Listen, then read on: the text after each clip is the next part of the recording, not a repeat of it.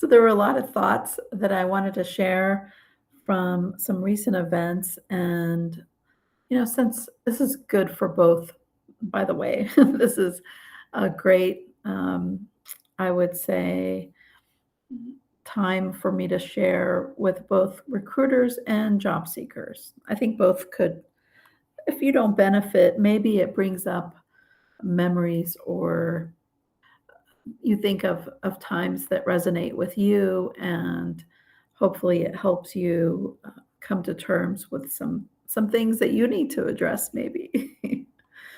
So my original podcast audio recording was just, I think, 7 minutes.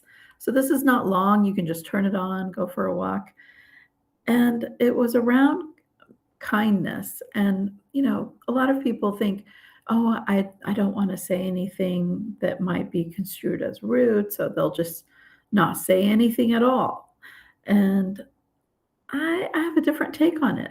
Now that I don't know, maybe when I was younger, I would have gone in that direction of not saying as much. But now, I mean, after working as a recruiter for over 20 years, I've had to deliver lots of news. Some of it, yeah, it's news that they didn't want to hear, right? And I've received it myself. I've received declinations before, so I understand. And as a human being, I want to say kindness isn't silence. And as recruiters, we deliver news that changes lives. Sometimes it's an offer, sometimes it's a rejection, sometimes it's letting someone know that a position has been put on hold and they've spent weeks, the candidate has been preparing, interviewing, hoping. None of it is fun for anyone. None of these conversations are easy. And over the years, I've noticed something interesting. Many people confuse avoiding discomfort with being kind. They aren't the same thing. Leaving someone in limbo because you're uncomfortable delivering disappointing news, it isn't kindness, it's avoidance. And most candidates don't expect every interview to, end in an offer. You hope that it would, right? But they do expect communication. A simple update can change someone's entire week.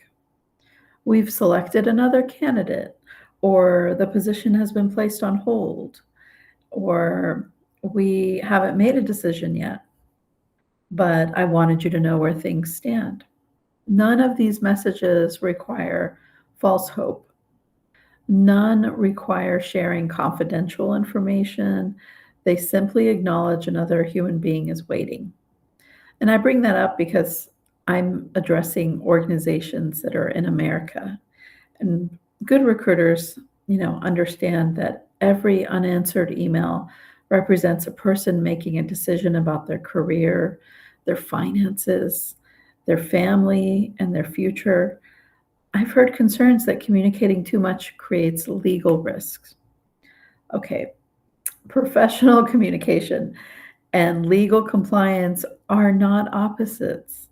They are skills that can and should coexist. So if an organization is concerned about what can or cannot be said, the answer isn't silence.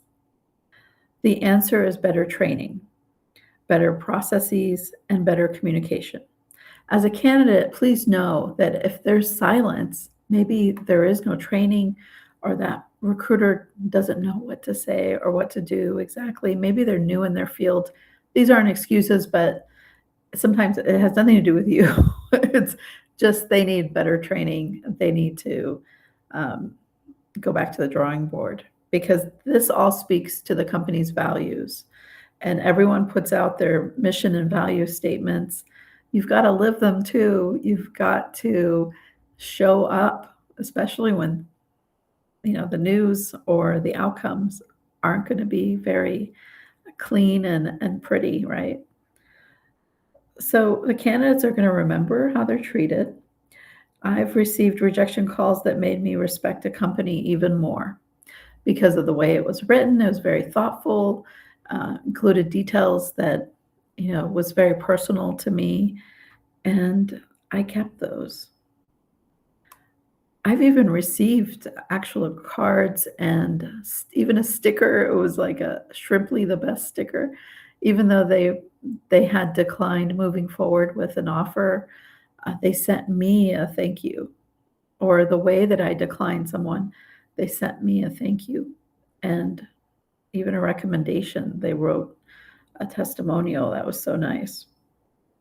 So it's about recognizing that you're always exemplifying an organization's values, especially when the answer is no. Because in the end, kindness isn't protecting ourselves from uncomfortable conversations. Kindness is respecting someone enough to tell them the truth. The sooner we recognize that, the better the hiring experience becomes for everyone. So thank you for listening. If you're a recruiter, I hope this encourages one difficult conversation you've been avoiding. If you're a candidate, I hope you remember that clear communication is something worth expecting and worth giving. Until next time, keep building careers with clarity, courage, and humanity. Thank you for spending some time with me today. Good luck out there, and until next time, I'll be looking forward to recording more episodes. Thanks again.